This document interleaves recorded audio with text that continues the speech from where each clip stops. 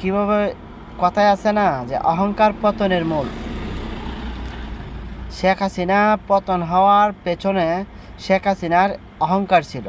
আমি মনে করি কীরকম, শেখ হাসিনার বাবা বঙ্গবন্ধু শেখ মুজিবুর রহমান উনি একজন দেশপ্রেমিক আছিল, তাই না? এবং জিয়াউর রহমান আছিল তারেক বর্তমান প্রধানমন্ত্রী, ওনার বাবা ছিল জিয়াউর রহমান। জিয়াউর রহমান মুজিবুর রহমানকে সকাল বিকাল স্যালুট দিত। তখন শেখ হাসিনার ভিতরে অহংকারটা এখানেই প্রকাশ হয়েছে যে তার বাবা দিত আমার বাবাকে স্যালুট, আর সে এসছে আমার সাথে রাজনীতি করার জন্য, তাই না? মানে এই ধরনের একটা অহংকারের একটা বিষয় আছে। হ্যাঁ, তে শেখ হাসিনার অনেকগুলো ভিডিও আছে, ভিডিওর মধ্যে এগুলো আমি এখান থেকে শুনছি যেটা আমি শেখ হাসিনার পক্ষে কথা বলতেছি না, শেখ হাসিনার বিপক্ষ কথা বলতেছি না, এবং তারেক রহমানের পক্ষ কথা বলতেছি, তারেক রহমানের বিপক্ষ কথা বলতেছি না। আমি ভিডিওর থেকে একটু আইডিয়া নিলাম, আমি আইডিয়া নিয়ে সেটা বলতেছি যে শেখ হাসিনার অহংকারটা কোন জায়গায় ছিল। শেখ হাসিনার অহংকারটা ছিল যে তার বাবা আমার বাবাকে সকাল বিকাল স্যালুট করতো। তারা রাজনীতির বিষয়ে আমার বাবা তাদেরকে নিয়ে আসছে।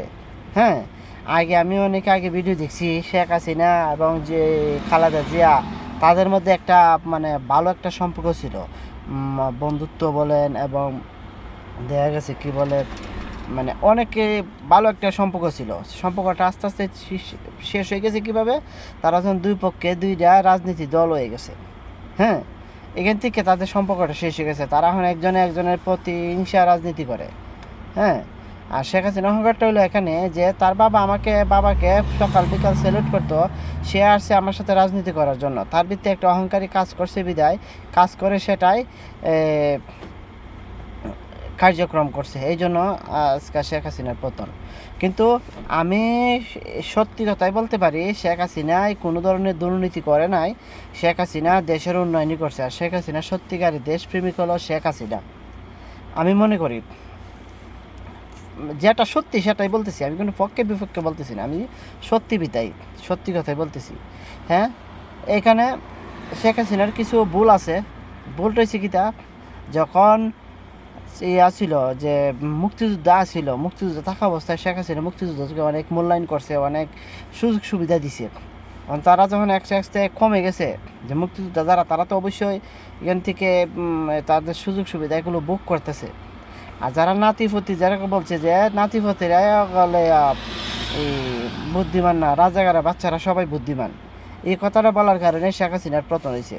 লাস্ট পর্যায়ে শেখ হাসিনা সব কিছু মাইনা নিছে, যে ঠিক আছে কোটা প্রথা যে বিষয়টা আমরা এটা উঠিয়ে নিবে, যেহেতু হঠাৎ করে উঠে নিতে পারে না, তাই আদালতের সিস্টেম এটা উঠাই নিছে। কিন্তু শেখ হাসিনা এই সিদ্ধান্ত নিতে তার অনেক দেরি হয়ে গেছে। দেরি হওয়ার কারণে শেখ হাসিনার পতন হয়েছে।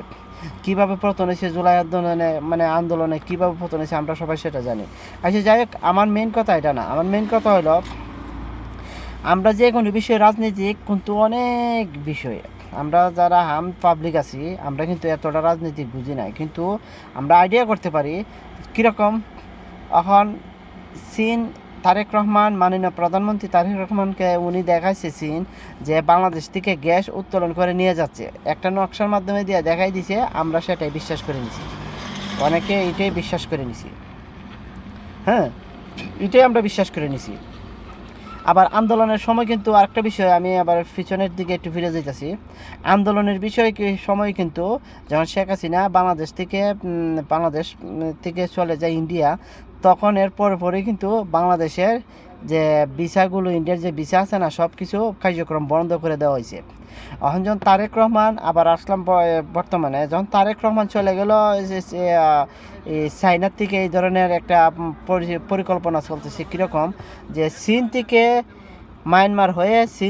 মায়ানমার হয়ে বাংলাদেশে যখন রেল লাইন চালু হয়ে যাব, চলতেছে হওয়ার জন্য, এরকমটা হয়ে যাব, তাহলে চীনের সুযোগ সুবিধা একটু ভালো হইতেছে। কীরকম ভালো হইতেছে, আমরা যারা বাংলাদেশে আছি জনগণ, তারা কী করি, কোনো চিকিৎসার জন্য, কোনো কিছুর জন্য আমরা ইন্ডিয়ার পাসপোর্ট ভিসা লাগাই আমরা ইন্ডিয়াতে চলে যাই, তাই না?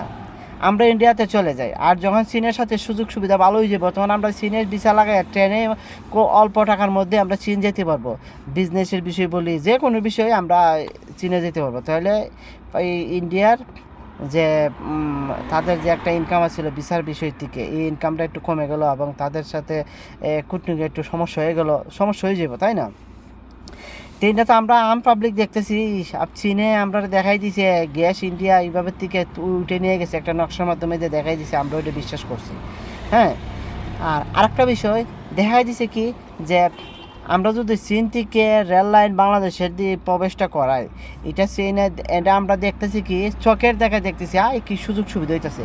তো গোপনে কিন্তু আরও কতগুলো বৈঠক হয়েছে আর কতগুলো চুক্তি হয়েছে, সেটা কিন্তু এখন বোঝা যাবে না। যখন চুক্তিগুলো সব কার্যক্রম হয়ে যাবে, নতুন এক সরকার দেশে আইব, বাংলাদেশে আসবে, বিএনপি তো আইলে এটা জানাই যাবে না, জামায়াত হোক। হ্যাঁ, চীন দেখেন, আর একটা বিষয় আমি কিন্তু একটু পিছনের দিকে যেতেছি, চীন কতটুকু মেধা সম্পন্ন তো অবশ্যই। এরা বাংলাদেশের মধ্যে সারা পৃথিবীর মধ্যে প্রযুক্তি দিয়ে এবং যে কী বলে টেকনোলজি দিয়া তারা কিন্তু ধরতে গেলে বিশ্বের 1 নম্বরই আছে বর্তমানে চীন, তাই না? যে জামায়াতের সাথে একটা সুন্দর সুন্দর সম্পর্ক রাখছে। কীরকম, আমরা তো কিছুদিন আগে আমি একটা ভিডিও রাখছিলাম, ভিডিওর মধ্যে দেওয়া হয়েছিল যে চীন থেকে কিছু মানে ত্রাণ আইছিল বাংলাদেশে যাওয়ার জন্য, কিন্তু জামায়াতে এটা নিজের নাম দিয়ে চালাই দিছিল, ঠিক আছে না? তো জামায়াতের সাথে যাই একটা সুন্দর সম্পর্ক চীনে রয়ে গেছে। হ্যাঁ, এখন বিএনপির সাথে একটা সুন্দর সম্পর্ক করার চেষ্টা করতেছে, যে আমরা এই সুযোগ সুবিধা দেবো, আমরা এই দেবো সেই দেবো, এটা করুম এটা করুম।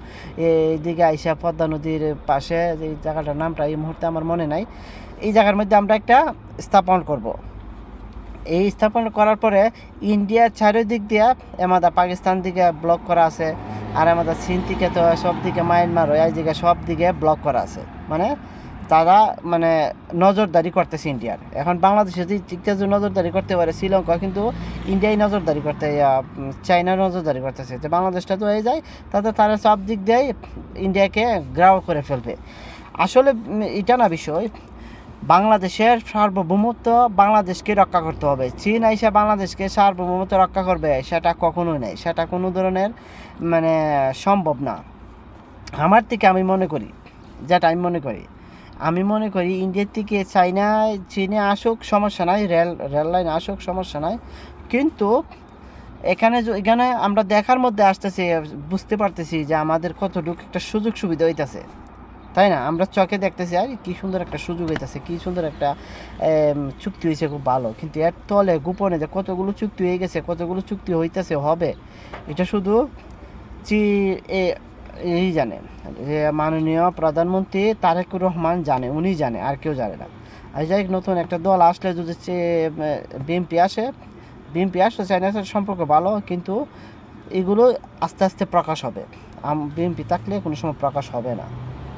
হ্যাঁ, আরেকটা বিষয়টা হলো, যখন মায়ানমার থেকে রোহিঙ্গাগুলো বাংলাদেশে প্রবেশ করছিল, চীনের কিন্তু সেখানে চাইলে যদি মায়ানমারের সাথে চীনের এত মধুর সম্পর্ক, এত সুন্দর একটা সম্পর্ক থাকে, শেখ হাসিনা কি পারতো না চীনকে ব্যবহার করে সেটা মায়ানমারে ফিরিয়ে নেওয়ার জন্য, মানে তাদেরকে ফিরিয়ে দেওয়ার জন্য? কিন্তু পারে নাই।